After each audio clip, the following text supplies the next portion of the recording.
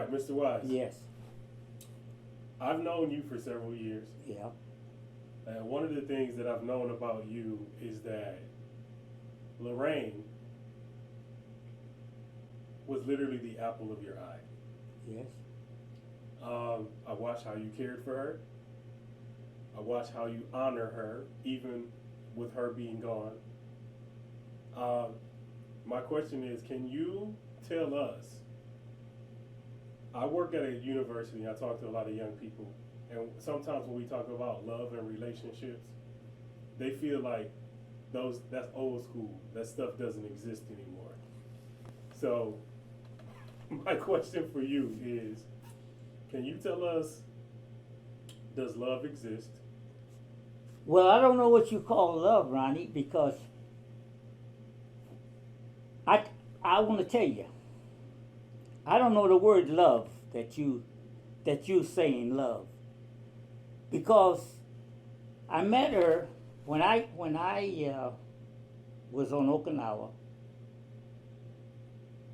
and I asked God, would He that if I come out of this, I want a wife, a home, children, if it's in the cards, and a German Shepherd dog. I was 18 years old. I came back from service. I had to go back to high school. I finished up in high school. That was hard. That was really hard to do. And because I was grown, I was way over my years. I was only 19 when I come out, but those kids at school were children to me. But I had to go because I wanted to go to college, so I had to have the credits. And Ron, I met a lot of girls in my life, a lot of women. And when I met Lorraine, I don't know if you'd call it love or what, but it was like I was in another,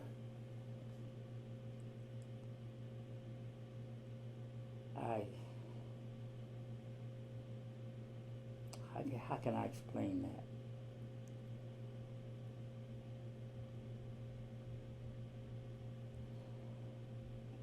I met her, the first time I met her, I stood her up, made a date with her, stood her up. 2 years went by, and I met her again in 2 years. And she said to me, "You stood me up." And I said, "Yes, I did." So I said, "What are you doing?" She had a bucket. And she said she's going to clean her apartment. So I said, "Okay." I did stand you up. I said, "I'll go with you to your apartment, and I'll clean your apartment." And she said, "You do that?" I said, "Yes," because I stood you up. I went there and cleaned her apartment, stayed there, oh, let's see, it was about 6 o'clock when we picked her up. And I stayed there till about 11 o'clock at night and finished cleaning. I cleaned the house. I really did, the apartment. And so she said, what do you owe me? What I owe you? I said, "You don't owe me anything." So I said, "Listen, I'll tell you one thing. I was living by myself. I had an apartment myself. And I told her, would you fix me a vegetable dinner?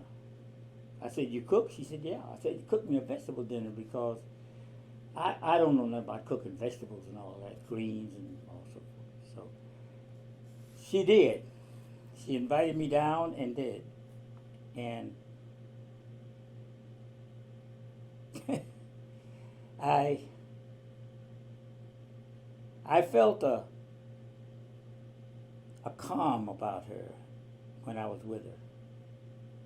When I was around her, I felt I don't know, I don't know, some people call it love, I don't know, because I felt a calm, and I was just at ease. I was at ease with her. And it seemed like we just could start conversation, and she felt the same way about me. And that went on. Then I went down for some more dinners she fixed for me. And that went on. And then I'd take her to movies. We'd go to movies. And she had a smile. And when I would meet her at the movies or see her, she just had a beautiful smile. And I got such joy out of it. And I would go to work. I was working at Ford Motor Company. I'd go to work, and she stayed on my mind. And I couldn't wait to get off the job to call her when I got home. And I've had a lot of girlfriends, but I've never felt that way about them. And I said to myself, is this what I asked God for? Because I had no control over it. Is this my soulmate? And I called her up on a job. She had a beauty salon. And I called up she was working at the salon. I called her up. And I told her, I said, listen, I can't do anything. You're on my mind. And I said, I can't get myself together. And I said, I can't go through life like this. I said, you know what? I want to be with you all the time. I said, I don't know what you call it, love or not. I said, but I just got to be with you all the time. And I said, would you marry me? I said, I want to marry you. Now, I've only known, since I've been back with her, I only known her a couple of months. And I said, listen, are you going to... I said, now, if you don't want to marry me, I can't go through this. I can't work. You're on my mind. I said, you'll never see me again. I said, now, what do you want to do? She said, well, can we talk about this evening? I said, no. You're going to tell me now. Right now, you're going to tell me. You're going to marry me? You'll never see me again. Phone got dead for a few minutes. And she said, yes. And Ronnie, I've had the most wonderful life with her. I didn't know that it was possible to have that much happiness with a woman. I just didn't know. And we were like one. We were just, she could feel what I was thinking, and I could do the same for her. And she wanted the same things I wanted. And she had been married before. And she had gotten divorced, and she was very skeptical about marrying again. But, but when she met me, we clicked. So, and we were married 63 years.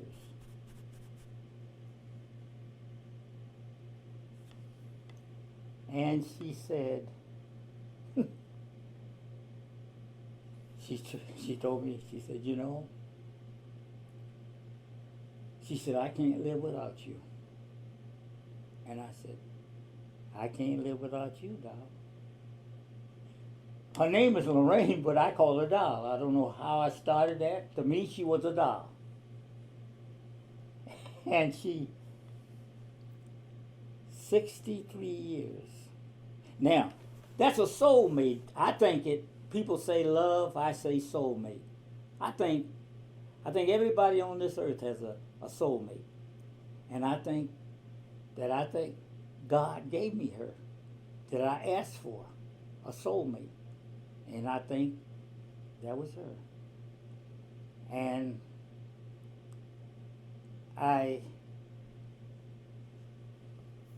she passed away, and she told me, the last thing she told me, she said, I'll always be with you, Ralph. And I think she's here with me. She will be with me always. And I'll never get married again. I don't want to be bothered with other women. And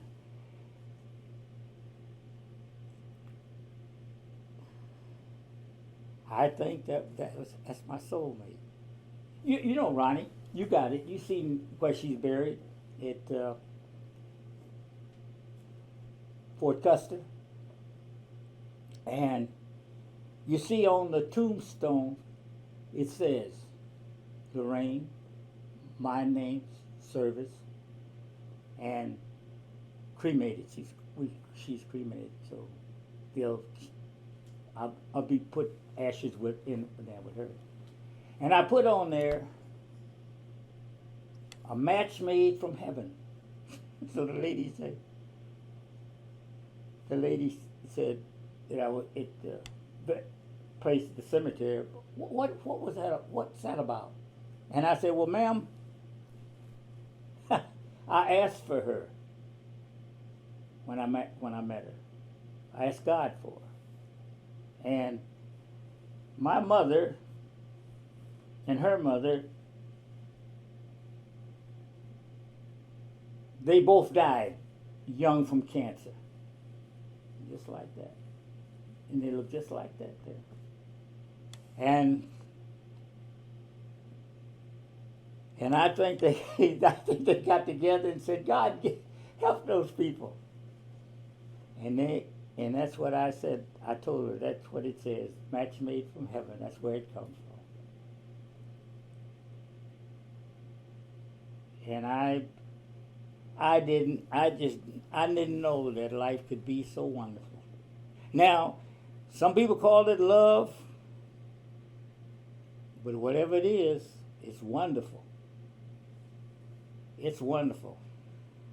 And I wouldn't give anything for it. Not anything.